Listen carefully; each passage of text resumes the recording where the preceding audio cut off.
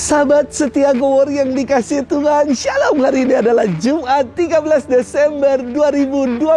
Kita hari ini memperingati peringatan wajib Santa Lucia, perawan dan martir. Lucia lahir di Sirakusa, Pulau Sisilia pada abad keempat. Nama Lucia dari kata lux, dari kata lumen yang berarti cahaya. Maka Lucia dinobatkan sebagai pelindung bagi mereka yang sakit mata agar kembali melihat cahaya istimewa. Orang tua Lucia adalah bangsawan di Italia yang beragama Katolik. Ayahnya meninggal ketika ia masih kecil dan semenjak remaja, Lucia telah berikrar untuk hidup suci murni bagi Tuhan. Namun, ketika dewasa, mamanya mendesak agar Lucia dikawinkan dengan seorang pemuda kafir. Tentu hal itu ditolaknya dengan tegas. Suatu hari, mamanya ini jatuh sakit dan Lucia mengajak mamanya pergi ke makam Santa Agatha untuk memohon mukjizat penyembuhan. Doa permohonan mereka dikabulkan dan mama dari Lucia sembuh. Sebagai tanda syukur, mama dari Lucia mengizinkan agar Lucia tetap setia pada kaul kemurnian yang sudah diikrarkannya kepada Kristus. Kekaisaran Romawi pada waktu itu diperintah oleh Kaisar Dioklesianus, kaisar kafir yang sangat bengis dan kejam.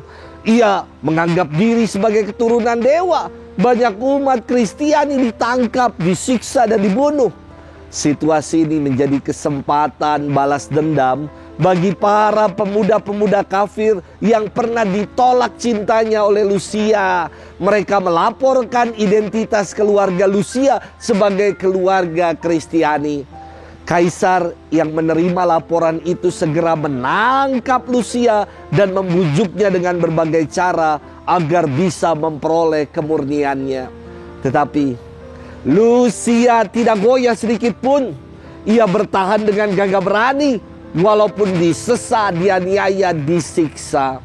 Akhirnya seorang algojo memenggal kepala Lucia sehingga Santa Lucia wafat sebagai martir Kristus oleh pedang algojo kafir. Ia wafat pada 13 Desember tahun 304. Hari ini kita akan bersama-sama merenungkan firman yang diambil dari Injil Matius 11 ayat 16 sampai dengan 19. Kita siapkan hati kita. Haleluya, haleluya, haleluya.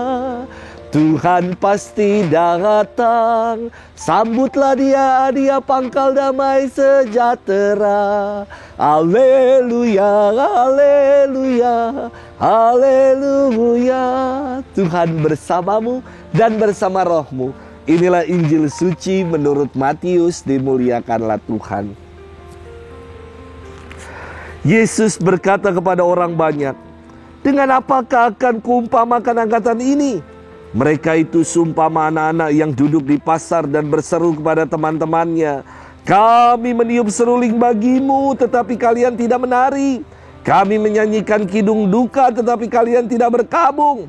Sebab Yohanes Pembaptis datang, ia tidak makan dan tidak minum, dan mereka berkata, 'Ia kerasukan setan.' Kemudian Anak Manusia datang, ia makan dan minum, dan mereka berkata, 'Lihatlah seorang pelahap dan peminum, sahabat pemungut cukai dan orang-orang berdosa.' Tetapi hikmat Allah dibenarkan oleh perbuatannya." Demikianlah sabda Tuhan. Terpujilah Kristus. Sahabat setia Go Word yang dikasihi Tuhan, Shalom. Saya senang sekali menyaksikan anak-anak yang setelah menerima berkat di misa, kemudian anak-anak kecil ini dia akan berlari-lari kecil di gereja sembari. Lalu ada juga kadang mereka melambai-lambaikan tangan supaya nampak masuk di dalam videotron. Kadang ada juga bocil yang ketika diberkati dia nangis. Dan ada pula yang setelah diberkati ia peluk saya. Aduh, sungguh menggemaskan kelakuan dari bocil-bocil ini. Sahabat setia Gowori yang dikasihi Tuhan, hari ini dalam firman Tuhan Yesus mengumpamakan angkatan di zamannya seperti anak-anak yang duduk di pasar. Mereka berseru-seru kepada teman-temannya, "Kami tiup seruling tetapi kalian tidak menari. Kami menyanyikan kidung duka tetapi kalian tidak menangis, tidak berkabung." Perumpamaan ini ingin menyinggung orang-orang Yahudi yang kekanak-kanakan, yang childish, yang sekya, yang seau, yang tidak mau mendengarkan pewartaan Yohanes Pembaptis dan menolak Yesus. Mereka berlaku seenaknya sendiri saja, sesuai dengan selera mereka yang semau-maunya. Kan kita bisa bermenung ya, ngapain sih anak-anak malah nongkrong di pasar bukannya belajar? Ngapain juga mereka meniup seruling dan menyanyikan kidung duka? Ini kan tidak pas. Pasar bukan tempat pesta, dan pasar juga bukan tempat untuk berkabung. Maka Yesus melanjutkan sabdanya dengan berkata, Yohanes Pembaptis datang, ia tidak makan dan tidak minum, namun kalian bilang dia kerasukan setan. Datang kini Anak Manusia, ia makan dan minum, dan dibilang dia ini seorang pelahap dan peminum.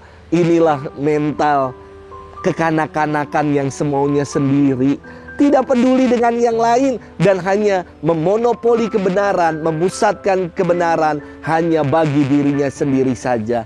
Dasar sekya, ya kan? Sahabat setia Gowori yang dikasihi Tuhan, bagaimana dengan kita?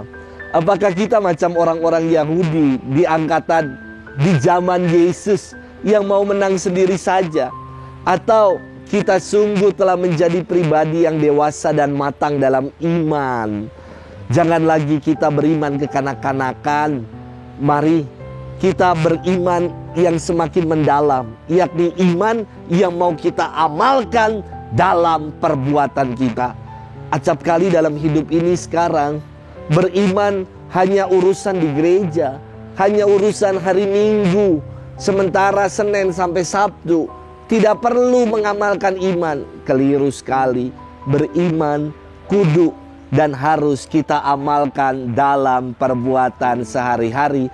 Itulah beriman yang dewasa dan beriman yang matang. Selamat bermenung. Tuhan memberkati kita selalu. Dalam nama Bapa dan Putra dan Roh Kudus. Amin.